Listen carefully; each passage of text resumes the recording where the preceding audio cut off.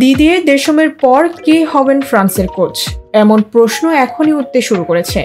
কারণ দেশমের সঙ্গে ফ্রান্স ফুটবল ফেডারেশন বর্তমান চুক্তির মেয়াদ শেষ হবে 2026 বিশ্বকাপের পর।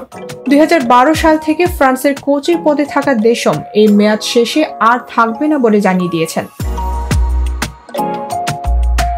2018 বিশ্বকাপ জেতা এবং 2022 বিশ্বকাপের ফাইনালে ওঠা দেশমের কাছে জিজ্ঞেস করা হয়েছিল তার জায়গায় ফ্রান্সের কোচ হিসেবে জিনেদিন জিদানকে দেখা যাবে কিনা।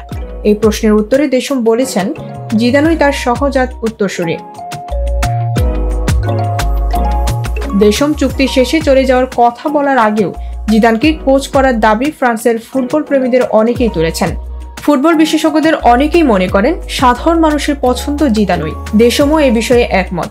লেকিপকে দেওয়া এক সাক্ষাৎকারে দেশম বলেছেন, জিজু খুব ভালো একজন প্রার্থী, সহজাত এবং প্রত্যাশিত একজন। কিন্তু আমি আবারও বলবো, আমি জানি না সে ফ্রান্সের কোচ হতে চায় কিনা।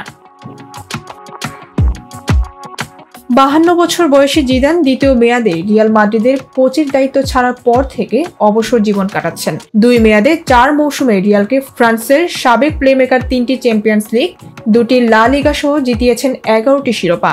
2022 বিশ্বকাপের পর ফ্রান্সের কোচ হওয়ার গুঞ্জনও শোনা গিয়েছিল, কিন্তু নানা নাটকীয়তার পর পদে থেকে যান দেশময়। ফ্রান্সের হয়ে 1998 বিশ্বকাপ জিতেছেন জিদান। ফ্রান্সের বিশ্বকাপ জয়ী সেই দলের অধিনায়ক ছিলেন দেশম। 2002 সালে তারা দুজন মিলে জিতেছেন ইউরো শিরোপা। ডেস্ক রিপোর্ট, ভোরের পাতা।